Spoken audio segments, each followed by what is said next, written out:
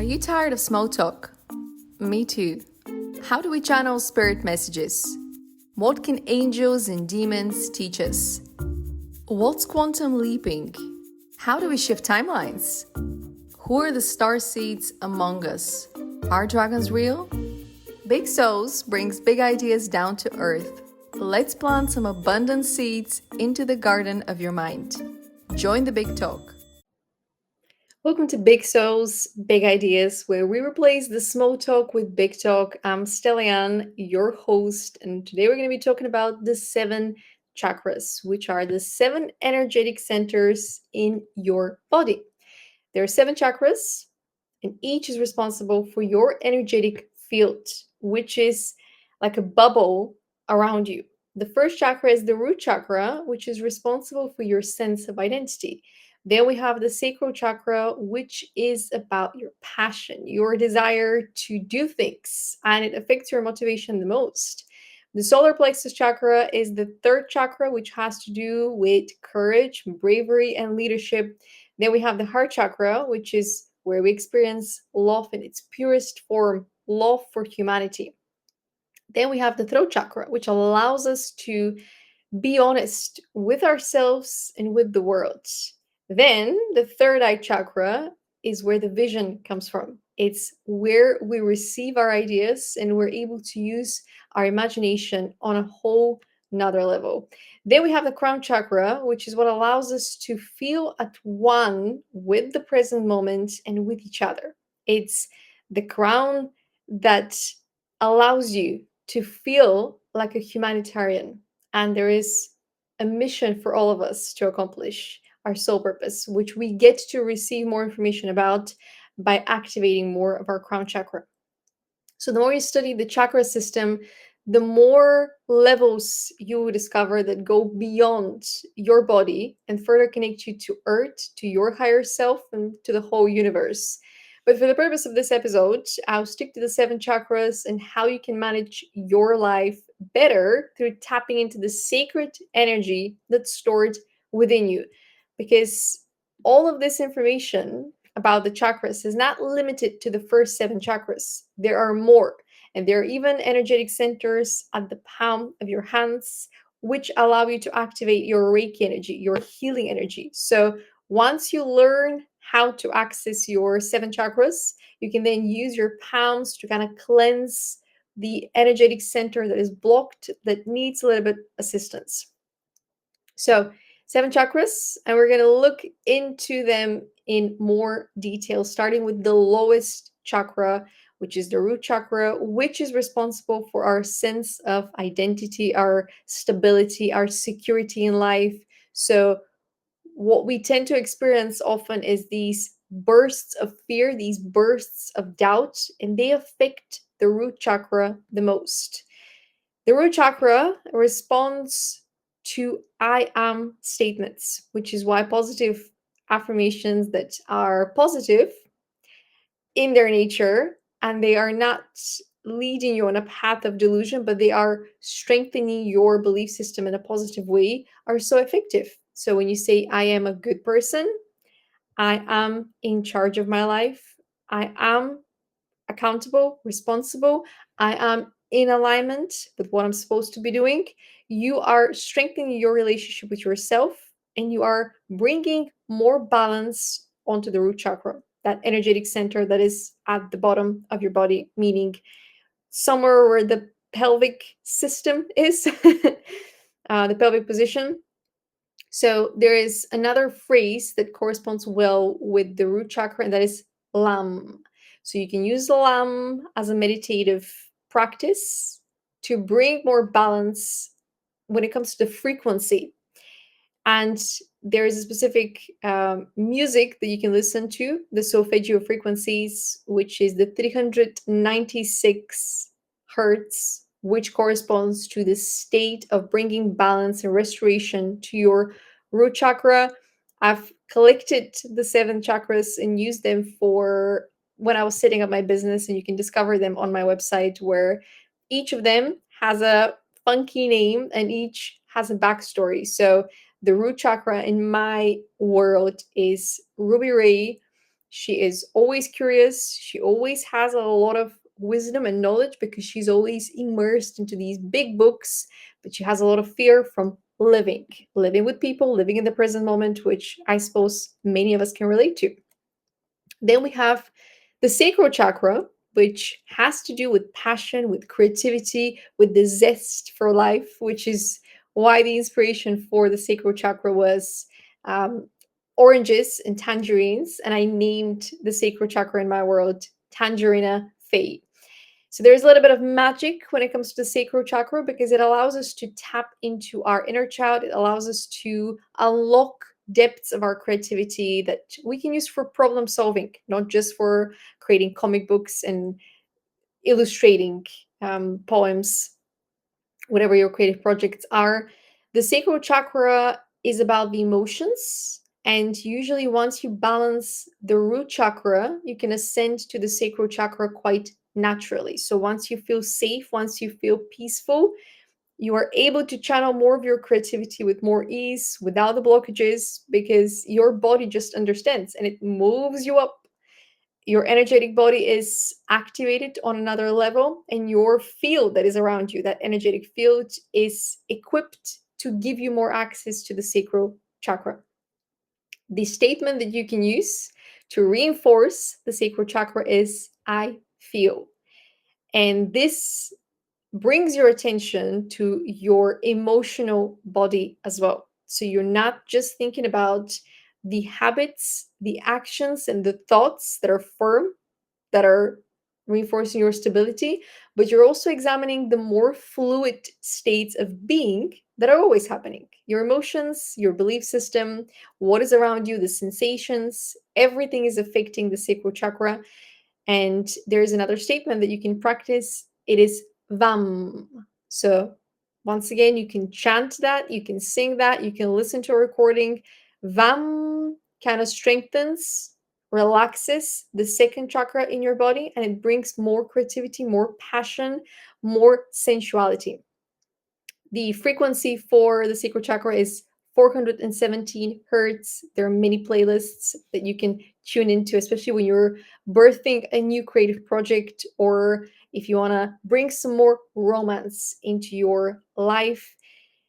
It's important to mention that because each of the chakras has its unique color, you can use the colors of the chakras and dress in the same colors. You can consume food that has the colors of the chakras, and you're going to strengthen that energetic center in your body, in your existence, in your being, and also invite more energy that corresponds to that which you're reinforcing. It's a little bit like the world is your mirror. And if you're lacking a little bit of love, consume some green to strengthen that heart chakra, to reinforce it. And the world is going to mirror some more love back into you because now you are a source of that love. It's the same with creativity. If you feel like you've lost your creative spark, eat a tangerine, eat an orange, wear something orange, play a play some music that makes you want to dance. That's you becoming into that creative flow, and so the universe is going to mirror that back to you, or the world. Next we have the solar plexus chakra, which corresponds to the statement I do. So the solar plexus chakra is a lot about action because it's the chakra or the energetic center in your body that helps you lead the most. If you're lacking courage, if you need more bravery, or you need more stability when it comes to showing yourself on stage, leading a presentation, leading a team, delivering a talk, this is the chakra that you want to focus your attention on so that you can strengthen it, so that you can balance it. And it's useful to remind yourself of all the actions that you've achieved so far that have brought you to this moment, to give your conscious mind and subconscious mind examples as to why your solar plexus chakra is ready to shine and it's ready to invite opportunities for more leadership and for more exposure, I suppose. There's a courageous leader in all of us, a courageous teacher in all of us, But if you think about the role of the leader and of the teacher, it's to be in front of other people to inspire them. So this is the chakra that deals with your inner inspiration for you to remain in the position of the leader and the teacher. And you can use the phrase Ram to strengthen the third chakra and play the 528 hertz as a way to reinforce some of that liquid courage that's within you. In my world, the solar plexus chakra is actually called miscourage because miscarriage in my imagination is this bubbly sunshine. It's a little bit like joy from inside out because the solar plexus chakra is about leadership. It's about being in front, but it is also about enjoying the journey. It's also about just allowing yourself to take these leaps of faith. And when the sun shows up and shines every single day, it inspires all of us to shine as well. So that is kind of the role of the solar plexus chakra.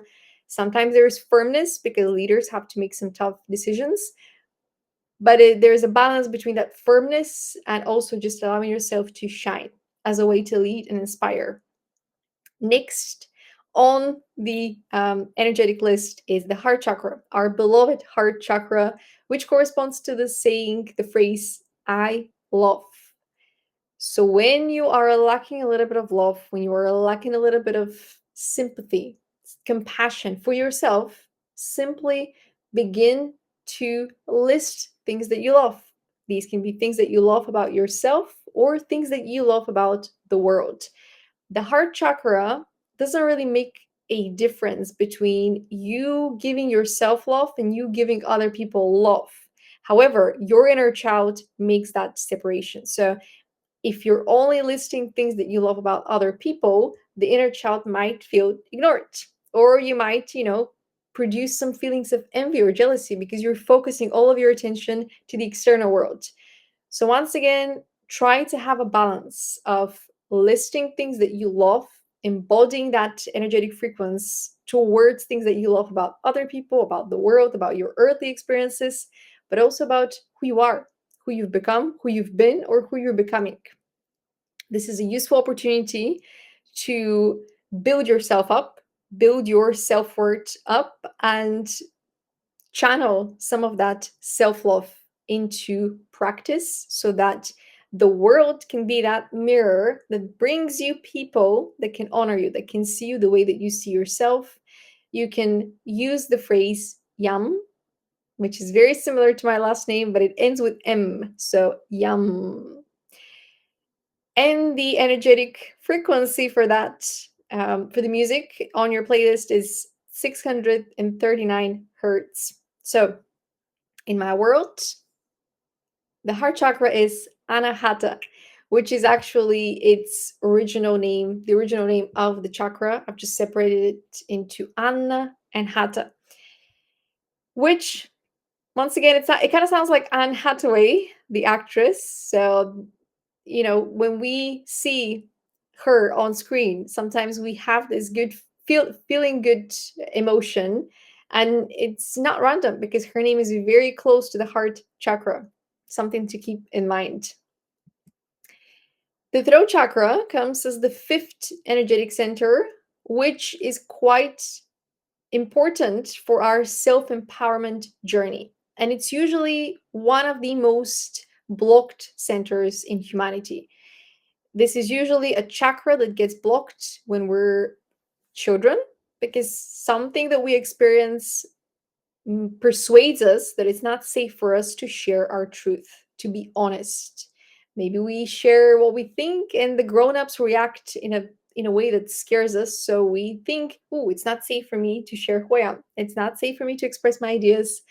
And so we build our belief system with these false beliefs. Over time, they strengthen, they multiply. And now our subconscious mind is feeding our conscious mind. It's not safe for you to speak up. So when you're working with unblocking your throat chakra, bringing some balance into your throat chakra, it's important to give yourself voice to share anything that is on your mind. And even more importantly, anything that is in your heart that needs to be released into the world. So the statement here is I speak, I talk, I share.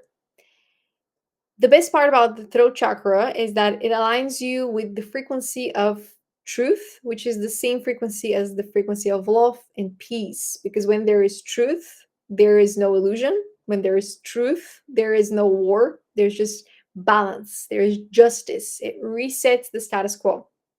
So, a lot of the activists that we see on TV, that we see portrayed in the media, they are practicing using their throat chakra, and their energetic field is empowered to the point of, the fifth level. So the fifth level strengthens your energetic field, and it's a little bit more difficult to manipulate people that have their throat chakra unblocked, that have their throat chakra developed, strengthened, that practice that spiritual hygiene that is necessary for them to maintain that throat chakra open.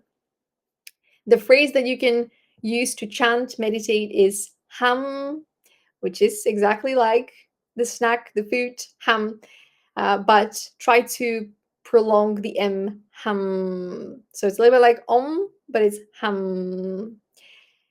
And we have for your playlist 741 hertz.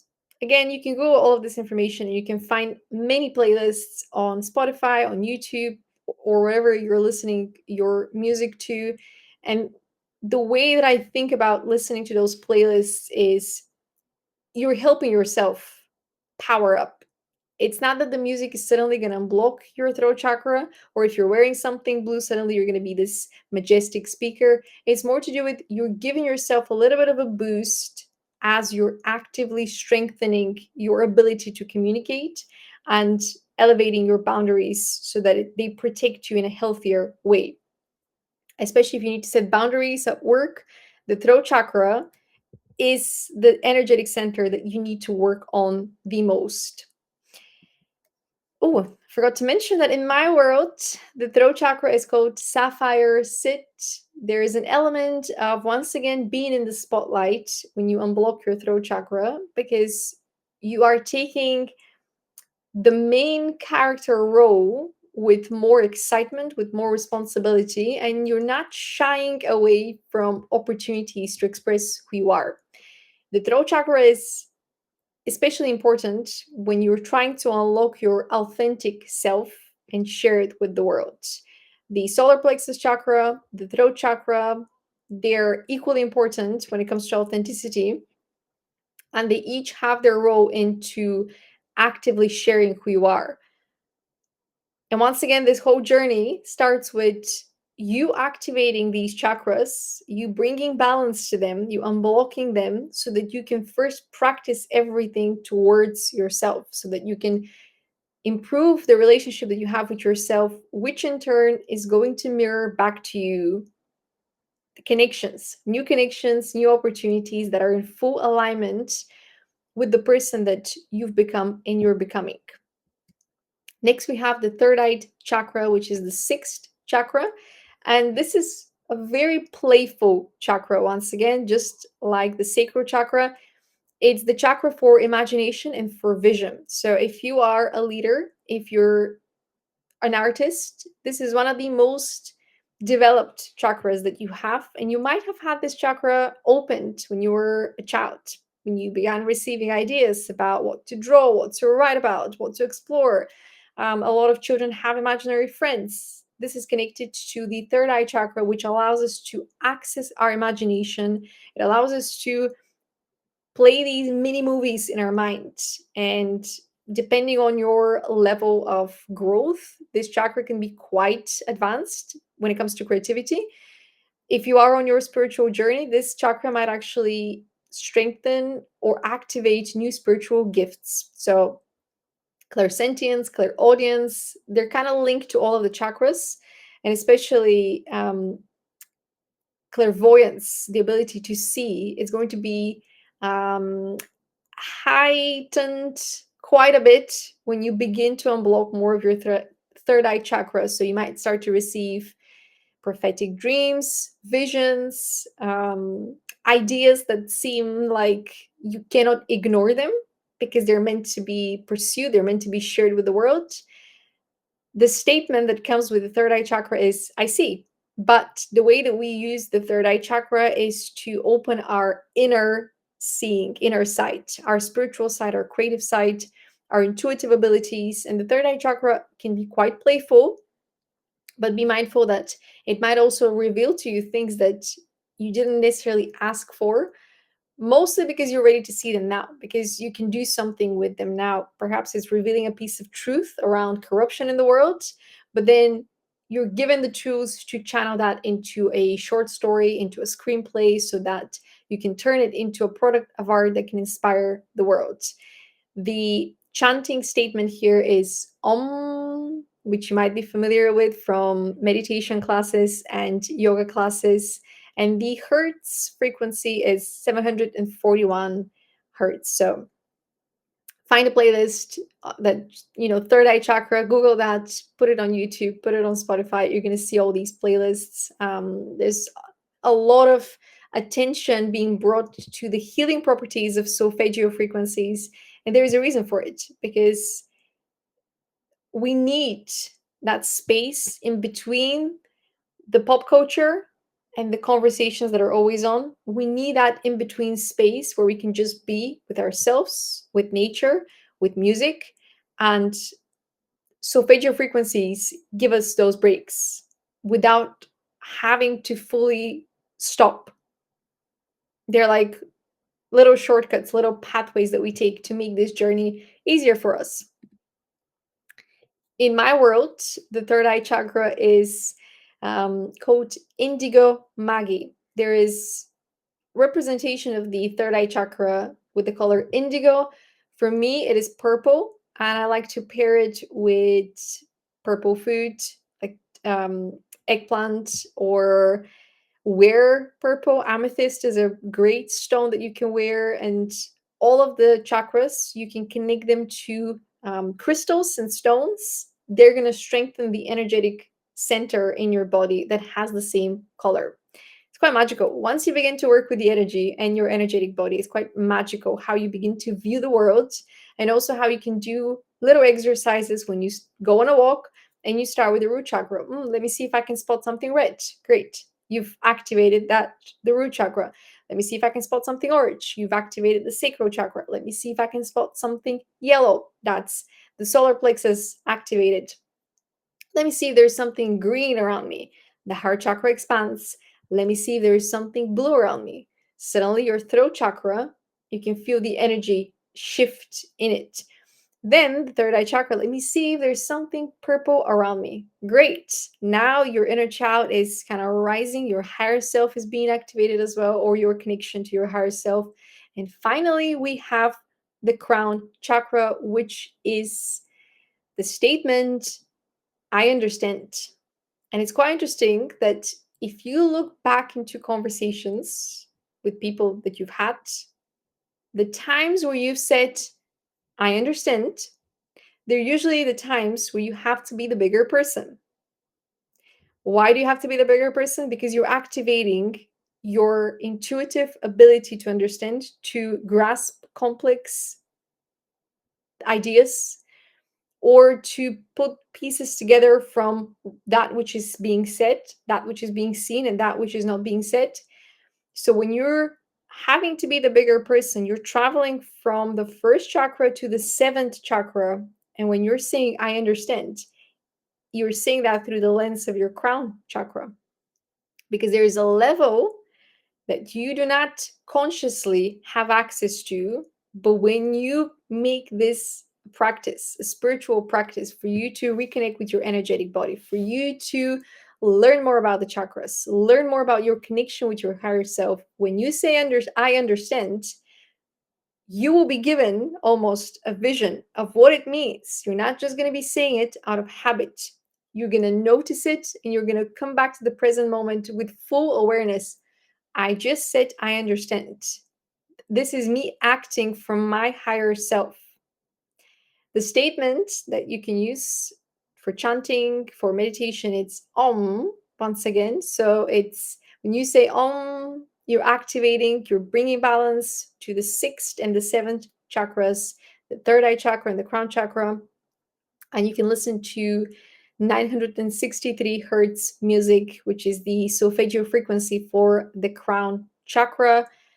Each chakra is part of you, always.